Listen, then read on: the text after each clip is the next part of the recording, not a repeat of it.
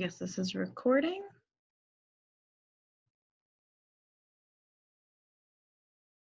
Okay. I'm going to teach you guys how to use 3 different technology tools you can use in the classroom. These tools are Freedcamp, which is great for organizing upcoming assignments and projects, and also I will show you how to use Kahoot, which is an online way to create quizzes, and also the Earth Exploration Toolkit.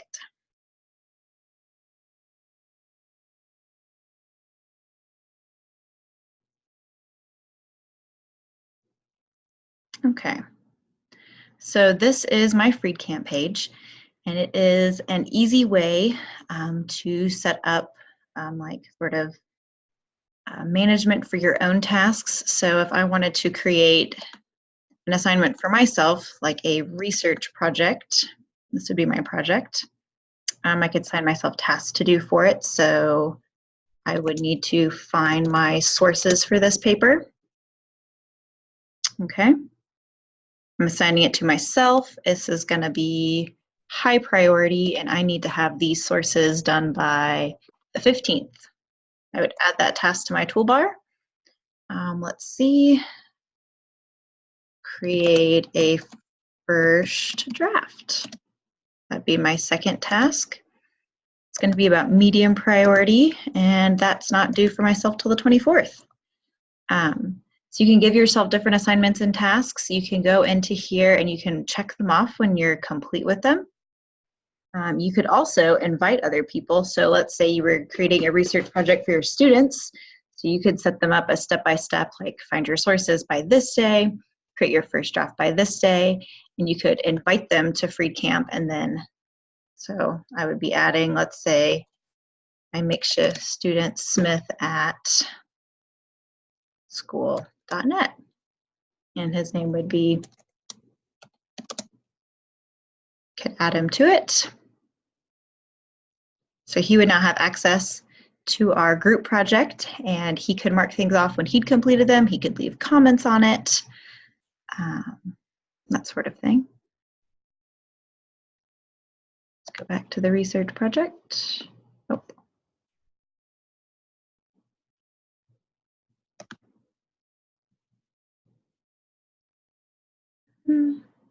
Back to the home page. So you could see on here, so if you had stuff that was just assigned to yourself, it would show up. You can see your work. So I've got my tasks, so high priority, got to find my sources by June 15th, any upcoming events.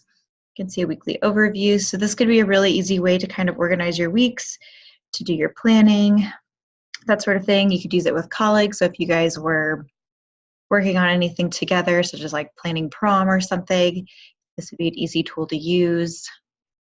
The only bad thing is it sends a lot of email notifications, so it'll remind you almost daily that you need to turn something in or be working on X, Y, and Z task. So another easy to use tool is Kahoot. So this is my Kahoot page. So let's say I wanted to create for my students a quiz.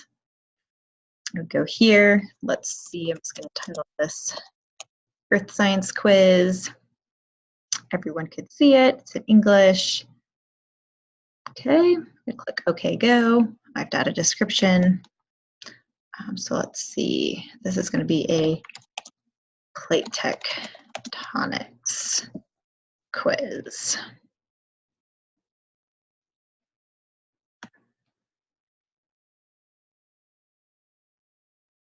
I had to, oh, come on.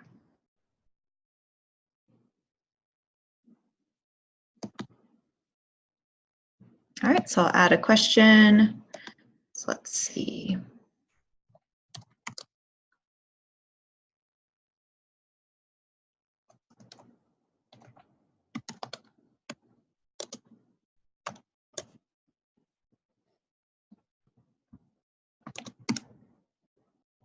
I can give them time, so I want to give them 30 seconds, and they can be awarded points.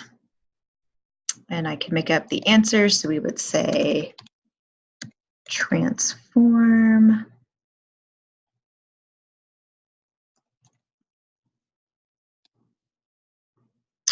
boundary a sub Subduction zone.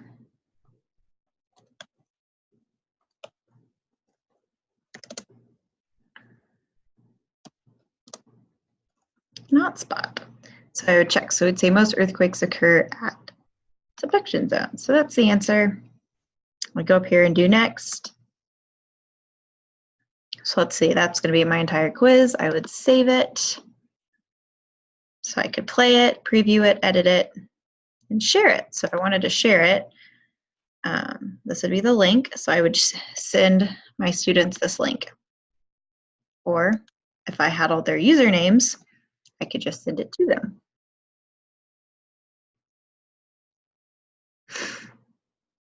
Yep, and that's how you would do that.